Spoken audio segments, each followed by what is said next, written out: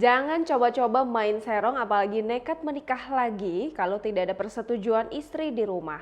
Naas dialami pria berusia 50 tahun ini jadi korban penganiayaan istrinya sendiri setelah ia ketahuan menikah lagi. Sang istri yang tak rela dimadu nekat membacok dirinya, beruntung nyawanya masih bisa diselamatkan. Teriakan Yunus, 50 tahun, pagi itu membangunkan dua anaknya, yakni Badu dan Dery. Mendengar suara ayahnya minta tolong, dua anak ini langsung bergegas ke kamar orang tuanya tersebut. Begitu mereka berada di kamar, keduanya dikagetkan dengan kondisi orang tuanya sudah berlumur darah. Ternyata sang ayah baru saja jadi korban pembacokan yang dilakukan oleh istri korban sendiri, yakni Jumaya, 60 tahun. Akibat kejadian itu, tak hanya korban yang terluka, pelaku pun ikut terluka akibat ulahnya sendiri.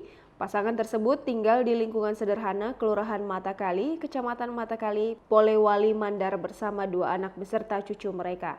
Badu segera membawa kedua orang tuanya ke rumah sakit. Yunus mengalami luka parah di kepalanya karena dibacok oleh istrinya, sementara Jumaya juga terkena sabit yang dia bawa.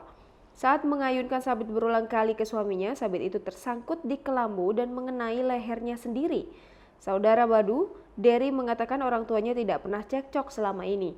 Belum diketahui apa motif Jumaya melakukan tindakan tersebut, namun keluarga menduga bahwa Jumaya stres karena curiga Yunus menikah lagi. Yunus sempat dikonfirmasi di depan keluarga dan mengaku dirinya sangat menyayangi Jumaya. Dia hanya heran dengan istrinya yang nekat membacoknya. Lantaran aksi nekat istrinya, Yunus kini tak bisa bekerja karena sakit.